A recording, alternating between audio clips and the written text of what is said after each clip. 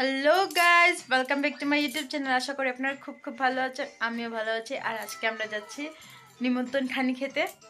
আর আমাদের ঘরে all family যাচ্ছি except my bro, only one. ও ছাড়া আমরা সবাই যাচ্ছি। আর ওই যে দেখতে পাচ্ছ রেডি হয়ে গেছে পাপা। পাপা হাই বলো। ভালো আছো সবাই?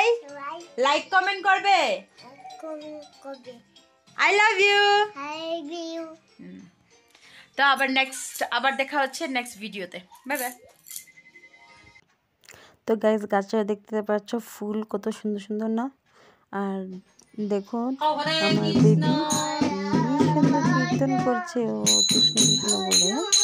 আপনারা দেখুন, আমার খুব ভালো লেগেছে।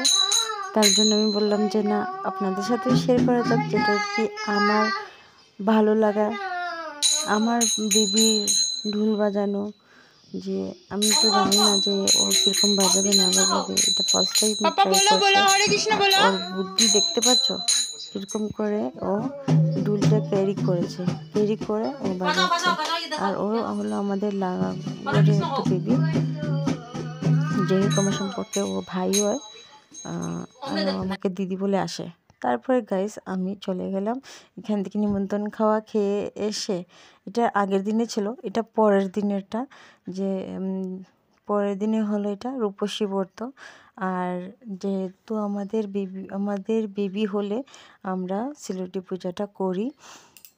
সিলুটি পূজা বলছি, সরি, আমরা সিলুটিরা যদি আমরা বেবি হয় তাই আমরা রূপসী পুজোটা করি। আর আমরা বসে গেছি অঞ্জলি নিতে। আর আমার সব অঞ্জলি নেওয়া শেষ, ওদেরও নেওয়া শেষ। তার জন্য আমি দেখিয়ে দিলাম যে আমরা কোথায় বসেছি।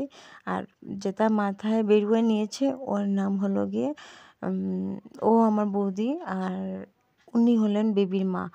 আর আমি মোবাইলটা একটু ক্যারি করে নিলাম। তারপর দেখতে পাচ্ছ আমাদের পুজো করা শেষ, আমি সব কিছু ক্যারি করতে পারিনি। তারপর আমরা সিঁদুর খেলেছি। ভাত খেয়ে আমরা টক দিয়ে শেষ করলাম। টাটা।